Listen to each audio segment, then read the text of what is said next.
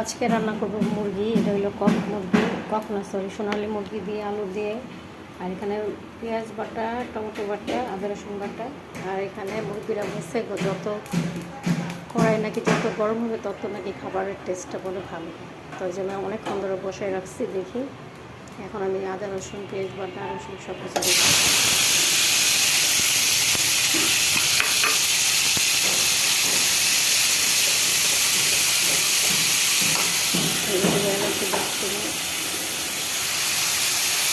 আজকে আমি মুরগি রান্না করবো, তো আমি কীভাবে রান্না করি সেটাই আপনাদের সাথে একটু শেয়ার করব।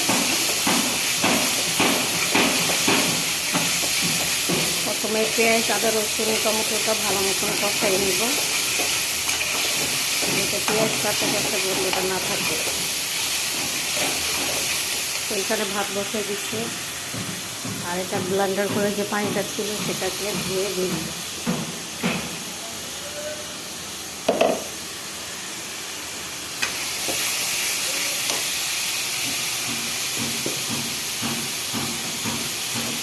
মতো লবণ দিতে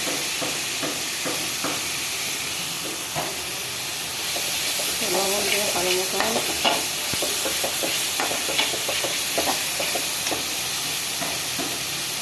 ভালো মতন কষে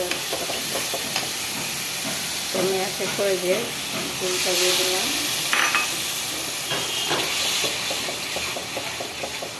এখন দেবো হলুদ মরিচের পালা। মুরগি রান্নাগুলো এত হলুদ লাগে না, একটু মশলা লাগে।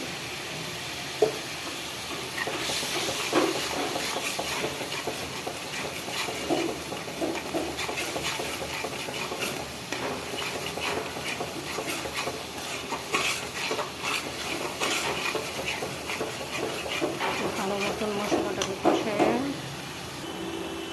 দিয়ে দেবো জিরার গুঁড়া।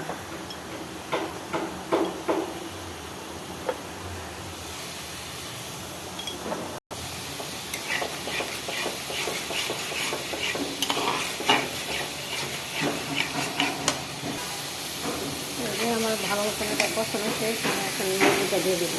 মশলা যত কষাবে ততই মাংসের টেস্ট বাইরে আসবে।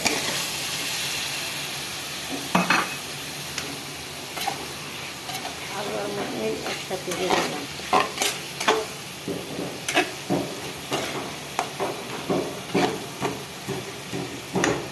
এখন দিয়ে দেবো মশলা। দেখছেন টমেটোটা দিলে এমনিতেই কালার চলে আসছে সুন্দর একটা।